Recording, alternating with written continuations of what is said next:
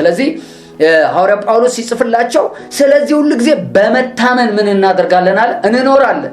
ስለዚህ መኖሪያችን እምነት ነው ማለት ነው። በማን? እግዚአብሔርን በማመን። እግዚአብሔር እረኛችን ስለሆነ ያቀርብልናል። እግዚአብሔር የደስታችን ምንጭ ስለሆነ ሁሉ ጊዜ ደስ ይለናል። እግዚአብሔር የሰላማችን ምንጭ ስለሆነ በሰላም እንመላለሳለን። እግዚአብሔር ከክብር ወደ ክብር የሚወስደን አምላክ ስለሆነ ህይወታችን አሁን የሚናገረው ነገራችን ስሜታችን አሁን የሚናገረው ሳይሆን እግዚአብሔር ልክ እንዳለን ከክብር ወደ ክብር መመላለስ እንጀምራለን። እምነት ያለው ሰው የስኬታማነት፣ እምነት ያለው ሰው የክንውን፣ እምነት ያለው ሰው የመለኮት ዓለም እሱነቱን ምን ያደርገዋል? ያገለግሏል ማለት ነው። ስለዚህ አንድ ጻድቅ ህይወቱን የሚመራው በምንድነው ካላችሁ በእምነት ነው። ትንቢተ እቺ በጣም ፋሚሊየር ቃል ናትና በጣም ተወዳጅ ቃል ናት። ትንቢተ ዕንባቆም ምዕራፍ 2 ከቁጥር 2 ጀምሮ እስከ 4 ያለውን ቃል ስትመለከቱ የመጀመሪያው የትንቢተ ዕንባቆም መጽሐፍ የማግሮምራ መጽሐፍ እያለ ነው መጽሐፍ ቅዱስ የሚናገረው። እና ምንድነው እያለ ዕንባቆም የሚናገረው? ዓለም ላይ ያሉ ሰዎች ተሳክቶላቸዋል፣ ተከናውኖላቸዋል፣ ፍሬያማ ናቸው፣ ውጤታማ ናቸው። እኛ ግን ለምንድነው ይሄ ነገር ያልሆነልን ያልተሳካልን? ከብቶቻችን በጋጣ የሉም፣ እርሻ ላይ ዘርተን እርሻ ላይ ያገኘነው ነገር የለም፣ በለሳችን አላፈራችም። ስለዚህ እግዚአብሔር ለምንድነው ይሄ ነገር ያልሆነው እያሉ ከዕንባቆም ጋር እግዚአብሔርን ይሞግቱት ነበር። ዕንባቆም ምዕራፍ 2 ከቁጥር 2 ጀምሮ ምን እያለ ነው የሚናገረው?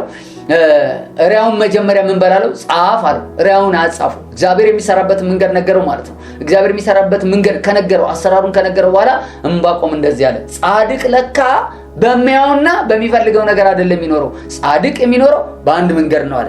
ጻድቅ በእምነት በህይወት ይኖራል።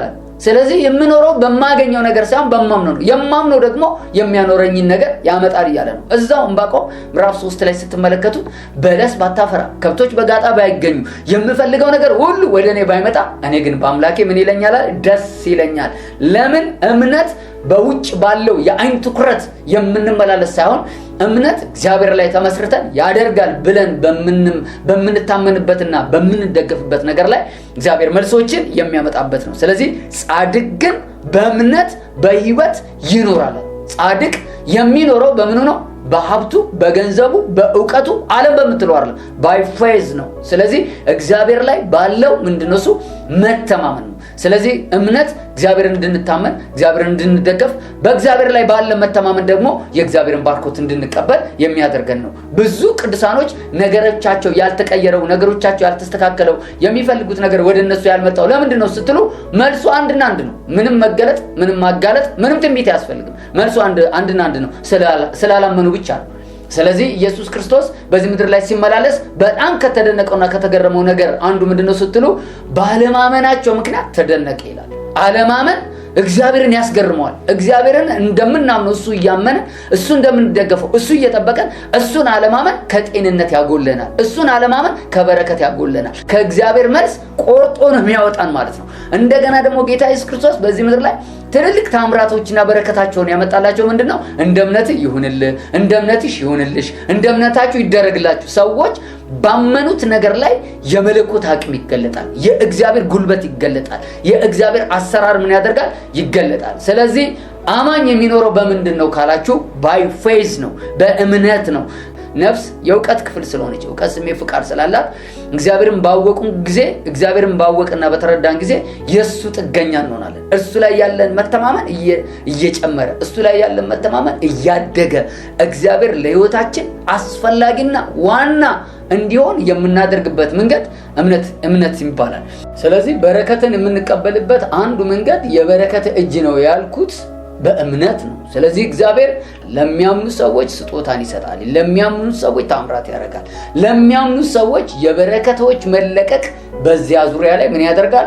ይመጣል ማለት ነው። እምነት አስፈላጊ ነው የምንለው ለዚህ ነው። ጻድቅ በእምነት በህይወት ይኖራል እንደተባለ እምነት ለኛ ትምህርታችን አይደለም። እምነት ሙቭመንት አይደለም። እምነት የአንድ ቤተክርስቲያን መገለጫ አይደለም። እምነት የመጽሐፍ ቅዱስ እውነትና ከእግዚአብሔር ጋር የምንገናኝበት ሰማያዊ ፓስዋርድ አለበለዚያ ሰማያዊ መንገድ ማለት ነው። ስለዚህ በዚህ መንገድ ውስጥ ከእግዚአብሔር ዓለም ጋር የምንገናኝ ከሆነ የእግዚአብሔር እንክብካቤዎችና በረከቶች ያገለግሉናል። ምን ጸልዮ ቅድም ብያለሁ በእምነት ነው። ምናመልከው በእምነት ነው። ከእግዚአብሔር ጋር ህብረት የምናደርገው በእምነት ነው። የምንሰጠው በእምነት ነው። ሰማይ እንገባለን የምንለው በእምነት ነው። መንፈስ ቅዱስ በህይወታችን እንዲሰራ እንዲንቀሳቀስ የሚያደርገው በውስጤ ያለው የእግዚአብሔር መንፈስ ይሰራል የምንለው በእምነት ነው። እያንዳንዱ እያንዳንዱ የህይወት እንቅስቃሴያችን እምነት ተኮር ሲሆን ሰማይ እኛን ያገለግለናል፣ መንፈስ ቅዱስ እኛን ያገለግለናል። የእግዚአብሔር ሐልወት ከኛ ጋር አብሮ መንቀሳቀስ ይጀምራል ማለት ነው። እግዚአብሔር የተባረከ ይሁን። የመጨረሻ አንድ ጥቅስ እናንብብና እንጨርሳለን። በኤርምያስ ምዕራፍ 17 ቁጥር 7 ላይ እንደዚህ የሚል ቃል አለ። ማነብላችሁ ክፍል በአዲሱ መደበኛ መጽሐፍ ቅዱስ ነው ማነብላችሁ። ኤርምያስ ምዕራፍ 17 ቁጥር 7 ምን ይላል? ነገር ግን በእግዚአብሔር የሚታመን መታመኛውን እግዚአብሔር የሆነ ሰው ብሩክ ነው። በውኃ ዳር እንደተተከለ ስሩም ወደ ወንዝ እንደሰደደ ዛፍ ነው። ሙቀት ሲመጣ አይፈራም፣ ቅጠሉም ዘወትር እንደለመለመ ነው። በድርቅ ዘመን አይሰጋም፣ ፍሬ ማፍራቱ አይቋረጥም። በጣም ደስ የሚል የእግዚአብሔር ቃል ነው። በእግዚአብሔር የሚታመን መታመኛው እግዚአብሔር ያደረገ ሰው ያ ሰው ምን ይባላል? ስሙ አለ ብሩክ ነው፣ የተባረከ ሰው ነው። መታመኛው፣ መደገፊያው፣ መተማመኛው ሕይወቴን ያለውን ሰው እግዚአብሔር በእምነቱ እንደዚህ የሚመላለንን ሰው ምን ያደረገ ነው የሚለው? የተባረከ ነው። ያ ሰው በወንዝ ዳር እንደተተከለ ምንድነው አለ? ዛፍ ነው። የሚገርማችሁ ነገር ያ በወንዝ ዳር እንደተተከለ ዛፍ የሆነው እምነቱን እግዚአብሔር ላይ ያደረገ ስር የሰደደ ሰው እንደ ዛፍ ስር ሰዶ በወንዝ አጠገብ የተተከለ አንድ አማኝ ምልክቱ ምንድነው አለ? ሙቀት ሲመጣ አይሰጋም፣ አይፈራም። ቅጠሉ ደግሞ ዘወትር በሙቀት ዘመን፣ በድርቅ ዘመን፣ ኢኮኖሚ ችግር፣ ፈተና፣ ዓለም ላይ ያለ ስቃይ በሚመጣበት ጊዜ ቅጠሉ ዘወትር እንደለመለመ ነው። በድርቅ ዘመን አይሰጋም። ለምን? ችግር መጣ፣ ደስታ መጣ፣ ማጣት መጣ፣ አቅርቦት መጣ፣ ኢኮኖሚ ተወደደ፣ ኢኮኖሚ ቀነሰ በሚል በዓለም ሲስተም ሳይሆን ገቨርን የሚደረገው በመለኮታዊ ዓለም ባለ ግንኙነት ነው። ያ ምንድነው? እሱ እምነት ይባላል። በዚህ እምነት ሲመላለስ በድርቅ ዘመን ምን ያደርግም ይላል? አይሰጋም።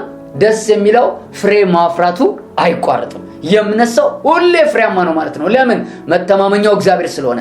በድርቅ ዘመን ማለት የኢኮኖሚ ሁኔታ ሊሆን ይችላል፣ የህይወት ፈተና ሊሆን ይችላል፣ የተለያዩ አይነት ቻሌንጆች ሊሆኑ ይችላሉ። እነዚህ በሚመጡበት ጊዜ፣ ሙቀትና ድርቅ በሚመጡበት ጊዜ እምነቱ እግዚአብሔር ስለሆነ ያ ሰው እድሉ ወይንም ህይወቱ ምን ይባላል? ፍሬ ማፍራት ነው። ፍሬ ያፈራል፣ ፍሬያማ ይሆናል። ለምን?